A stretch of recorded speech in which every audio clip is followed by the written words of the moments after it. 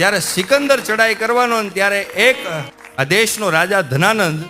મદિરાપાન કરતો હતો ને એમાં મદિરાપાન કરતો હતો ને એમાં ભંગ કર્યો અને દેશનો બ્રાહ્મણ કટકટ કટકટ ડગલા માંડે ને રાજ દરબારની અંદર જાય છે ને કે હે ધનાનંદ, આ દેશની ઉપર સિકંદર ચડાઈ કરવાનો છે, મને આ દેશની ચિંતા છે ને તમે આ દેશના રાજવીર છો,